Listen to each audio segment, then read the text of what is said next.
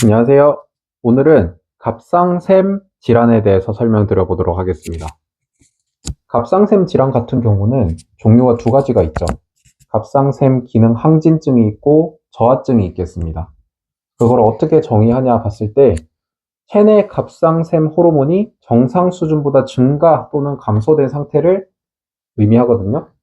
그러면 갑상샘 호르몬이 어디에 있는 걸 기준으로 보냐 했을 때는 갑상샘 호르몬의 실질적인 저장소는 혈액이 되겠습니다. 내 혈액 중에 떠다니는 갑상샘 호르몬이 정상 수준보다 증가돼 있으면 항진증이라고 하고 감소돼 있으면 저하증이라고 보겠죠. 이렇게 정의를 이해해 주시면 되겠고, 실질적으로 갑상샘의 그러면 위치는 어디가 될까요? 우리의 목 부분, 이쪽 부분이 되겠죠. 목의 전면부에 갑상샘이 나비 모양으로 있습니다. 나비 모양이라고 봤을 때 날개의 한쪽 부분을 제가 최대한 실제 크기에 맞춰서 한번 그려봤거든요. 그래서 가로는 2cm, 세로는 5cm 정도 되는 나비 모양의 갑상샘이 있겠고, 이 갑상샘을 이루는 세포 중에 하나의 여포세포라고 있습니다. 여포세포는 갑상샘 호르몬을 실질적으로 만드는 장소라고 이해해 주시면 되겠고, 이 부분을 확대해 보면 이렇게 원 모양으로, 링 모양으로 되어 있고, 안에 또 내강이 있습니다. 여포세포 내강. 근데 이 갑상샘의 여포세포뿐만 아니라 어디에 조절을 또 받냐면 시상하부와 뇌하수체의 조절을 받습니다. 그래서 시상하부를 시작으로 해서 시상하부 TRH를 분비로 하면 뇌하수체에서 TSH가 분비가 되고, 그래서 우리는 이거를 시상하부 뇌하수체 축의 조절을 받는다라고 이해해 주시면 되겠고요. 그럼 분비된 TSH는 여포세포에 있는 TSH 수용체에 결합을 하게 됩니다. 그럼 결합하게 되면 신호 전달이 이루어져서 어떤 게 만들어지냐 하면 사이로글로뷸린이라고 하는 단백질이 만들어집니다. 다음과 같고요. 여기 안에 있는 점점점 돼 있는 동그란 거는 아미노산 티로신을 그려봤습니다. 그래서 이러한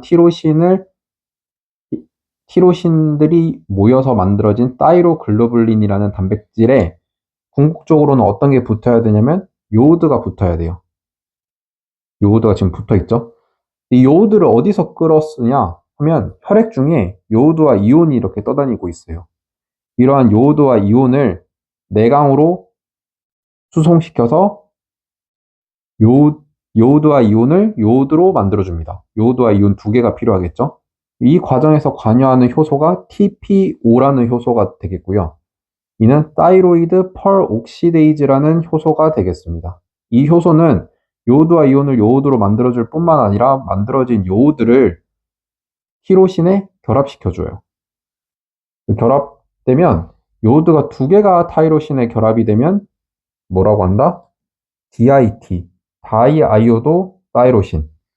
그리고 지금 여기처럼 하나가 결합된다 하면 모노아이오도 타이로신, MIT가 되겠습니다. 그래서 DIT와 MIT가 만나면 T3가 되고 DIT와 DIT가 만나면 T4가 됩니다. 그러면 지금 여기 그린 건 T3고 여기 그린 건 T4가 되겠는데 T3와 T4가 같이 묶여 있죠. 그러면 우리는 밖으로 혈액중으로 내보낼 때는 프로테아제를 통해서 이걸 잘라요.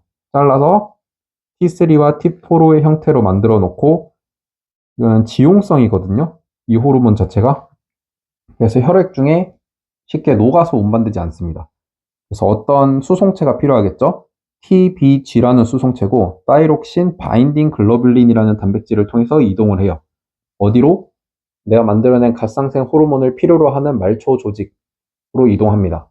이동되면 혈액 중에는 사실 T4의 형태로 가장 우세하거든요. 그래서 T4가 내가 필요로 하는 말초 조직의 세포에 들어가게 되면 이제 T3로 만들어져야 돼요. 왜냐하면 실질적으로 효과를 내는 거는 T3이기 때문에. 그러면 T4를 T3로 만들어주는데 관여하는 효소는 5' 디아이오디네이즈가 되겠습니다. 만들어진 T3는 그럼 어떤 역할을 하냐 하면 그 세포에 나트륨, 칼륨 능동수송 채널을 만들어내요. 그럼 여기서 뭐에 집중을 해야 되냐면 능동수송이라는 거. 그러면 어떤 걸 쓰겠습니까? ATP를 많이 쓰게 돼요. 그러면 내 몸에서 ATP가 부족해지게 되면 인위적으로 만들어줘야겠죠. 만들어주는 것보다 세포 호흡을 통해서 포도당을 쓰고 산소를 써서 ATP를 만들어내는 동시에 열도 많이 발생하겠죠. 이건 세포 호흡의 과정입니다. 열이 많이 만들어지면 내가 이런 과정이 좀 심해진 갑상생 기능 한진증 같은 경우에는 내 몸에서 열이 많이 나온다. 그리고 대사율도 높아진다. 이러한 걸 이해할 수 있겠습니다. 다음과 같은 이유 때문이라는 것을. 그리고 구체적인 기관으로 봤을 때 알아보면 내 간에서는 당연히 아까처럼 세포 호흡을 많이 해줘야 되는 거기 때문에 글리코겐을 분해하고 지방을 분해해서 나온 포도당 최대한 많이 만들어내고 만들어진 포도당을 해당 과정을 통해서 ATP를 만들어내는 궁극적으로 과정으로 이루어진다는 거 이해할 수 있겠고, 뇌에서는 갑상생 호르몬이 시냅스를 증가시켜요. 시냅스를 많이 증가시키면 내 뇌에서 신경 전달이 더 활발하게 이루어지겠죠. 그러면 상대적으로 불안해지고 초조해지고 불면증 일어난다라는 거 이해해 주시면 되겠고요. 갑상생 호르몬이 심장 쪽에는 어떻게 작용을 하냐면 심장에 있는 베타1 수용체의 민감도를 증가시킵니다. 그래서 박동원 세포, 동방결절이나 방실결절의 베타1 수용체의 민감도를 증가시키면 심장 박동수를 높이겠고요. 그 다음에 심근세포에 있는 베타1 수용체의 민감도를 높이면 심근 수축력이 높아지겠고요. 그리고 박동수와 수축력이 둘 다 높아진다는 것은 어떤 거에 기여를 한다? 내 혈압이 높아지는 것에 기여를 한다는 거 이해해 주시면 되겠습니다. 그리고 근육에 작용하면 근육의 수축을 높이고요.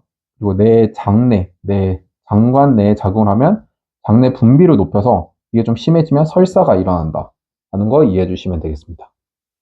그래서 전반적으로 이제 지금 문제가 있다기보다는 정상적으로는 갑상샘 호르몬이 시상하부 내하수체의 컨트롤을 받아서 이렇게 조절이 되는데 항진이 되면 지금 이러한 과정이 조금 더 심해지는 걸로 이해해 주시면 되겠고 저하가 일어나면 이러한 과정이 좀 다운된다라고 이해해 주시면 되겠습니다.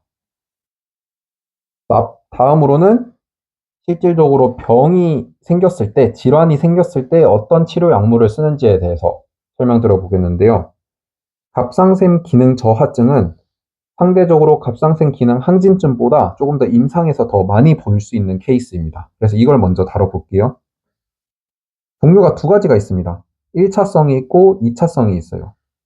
왜 두 가지로 나뉘냐? 제가 아까 설명드렸듯이 갑상샘 호르몬은 여포세포에서 만들어지지만 조절은 여기서 받기 때문에 갑상샘 자체에 문제가 있는 거면 1차적인 문제, 1차성이고 이쪽에서 문제가 생긴 거라면 2차성으로 분류를 해줍니다. 그리고 갑상샘 나비 모양이 있는 거 지금 떼서 여기 그려봤는데 갑상샘 기능 저하증에 어떤 질환이 있냐면 하시모토라는 게 있습니다. 하시모토는 자가 면역 질환으로 내 몸에서 만들어낸 항체가 내 갑상샘을 공격해가지고 내 갑상샘이 파괴가 되는 거예요. 그래서 파괴가 되면 갑상샘 호르몬을 만들어내지 못하겠죠. 그러한 질환을 하시모토 질환이라고 하고 내가 태어났을 때부터 갑상샘 기능이 떨어져 있어요. 무슨 원인인지 모르겠지만 떨어져 있어요. 떨어지면 뭐가 되죠? 성장에 부진이 일어납니다. 대사도 아까 안 되고 저런 과정들이 다 안 일어나니까 성장이 떨어져요. 그러면 상대적으로 키도 작고 성장도 부족하고 이런 질환을 뭐라고 한다? 크레틴병이라고 합니다. 그리고 갑상샘 기능의 저하를 일으킬 수 있는 약물들에는 뭐가 있냐면 아미오다론과 리튬이 있겠습니다.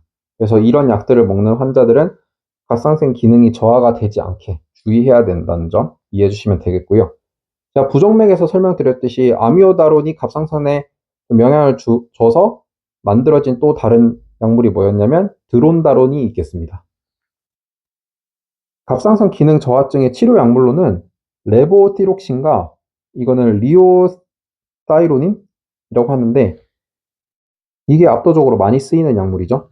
이거는 별로 크게 쓰이지 않고요. 그래서 레보티록신에 대해서 조금 설명을 드려보면 상품명으로 뭐가 있죠? 뭐 신지로이드, 신지록신 이러한 약물이 이제 레보티록신을 성분으로 하는 약물이 되겠습니다. 용량을 조절하는 거는 하루에 키로당 1.7 마이크로그램으로 잡고 용량을 설정하고요. 이 약물 같은 경우는 음식물과 상호작용이 있기 때문에 식전에 복용을 하고 하루에 한 번만 복용을 해주면 됩니다. 그리고 복용을 하고 나서는 4에서 6주 정도 있다가 갑상샘 기능을 재평가하고요. 그리고 다음과 같은 약물을 복용할 때는 2시간 이상 간격을 둬야 됩니다. 그리고 우리 스타틴계 약물 중에서는 다양한 게 있지만 그중 로바스타틴은 레보티록신의 흡수를 방해하기 때문에 스타틴 먹을 거면 굳이 로바보다 다른 스타틴 계열 약물을 먹어주는 게 좋겠죠. 그리고 레보티록신을 보관할 때는 어둡고 습기가 없는 곳에 보관하는 것이 좋습니다. 왜냐하면 어두운 거에 대해서 설명을 드리자면 이 약물이 빛을 받으면 5'D 아이오디네이즈의 작용처럼 T4에서 T3로 자기가 멋대로 전환이 되거든요. 그러면 내 몸에 먹어서 이렇게 전환이 돼야 되는데 먹기도 전에 전환이 되면 안 되겠죠. T3로. 어두운 곳에 보관을 해놓고 습기가 없는 곳에 좀 보관이 돼야지 그 효능이 어느 정도 유지가 된다라는 점 이해해 주시면 되겠습니다. 반대로 갑상생 기능 항진증에 대해서 설명을 드려보면 여기서 하시모토가 있다면 여기는 갑상생 기능 항진증에는 그레이브스병이 있겠습니다. 그레이브스병도 내 자가 면역 질환으로 만들어진 항체가 이거는 파괴를 시키는 게 아니라 내 갑상샘에 TSH 수용체가 있었죠. 그래서 원래는 TSH가 결합을 해야 되는데 내가 만든 자가 면역 항체가 TSH랑 구조적으로 굉장히 유사하게 생겼어요. 난 TSH는 말도 안 했는데 얘가 계속 여기에 결합을 하면서 지속적으로 갑상생 호르몬의 생성을 만들어냅니다. 그래서 내 갑상생 기능이 항진이 일어나는 거예요. 이러한 거에 대한 치료 약물로는 메티마졸과 PTU가 있겠습니다. PTU는 프로필사이오 우라실이 되겠고 이 두 가지 약물을 우리는 사이오아마이드 계열 약물이라고 하거든요.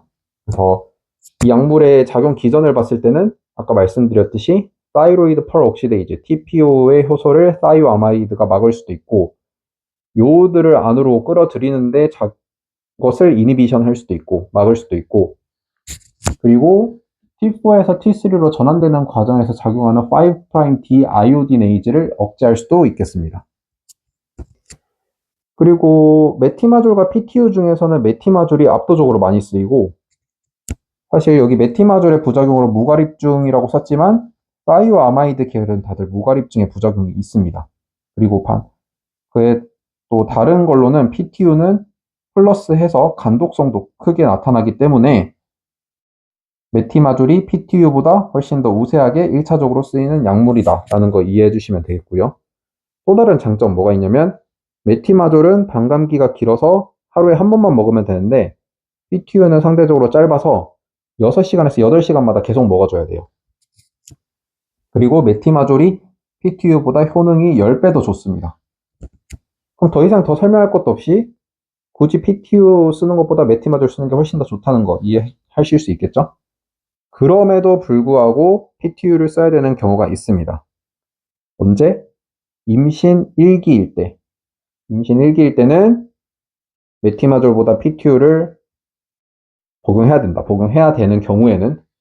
왜냐하면 사실상 둘 다 이 두 가지 약물 태반 장벽 다 통과하거든요. 그런데 상대적으로 PTU가 메티마졸보다 그 혈액 중에 단백 결합률이 높아서 태반 장벽을 덜 통과합니다. 그래서 PTU를 쓰고 임신 2기로 넘어가면 다시 메티마졸로 돌려서 복용을 해주면 됩니다. 그리고 증상 완화제로는 베타 블라커가 있는데 제가 정상적인 아까 과정을 설명드렸을 때 심장 박동수와 심근 수축력이 늘어난다고 했죠. 그 이유가 갑상샘 호르몬이 베타1 수용체의 민감도를 높이기 때문에. 근데 이러한 과정이 사실상 교감 활성시키는 그 과정이랑 비슷하거든요. 그래서 갑상샘 호르몬이 증가하면 교감신경 활성된 것과 겉으로 비슷한 효과를 보입니다. 그래서 이러한 게 좀 심해지면 베타블로커를 복용해주면 내 심장이 막 빨리 뛰고 하는 걸 좀 낮춰줄 수 있겠죠. 그리고 베타블로커는 그것뿐만 아니라 여기 5'D 아이오디네이즈를 억제하는 작용도 있다는 거 이해해 주시면 되겠습니다. 자, 여기까지 해서 갑상샘 질환에 대해서 설명드려 보았습니다. 감사합니다.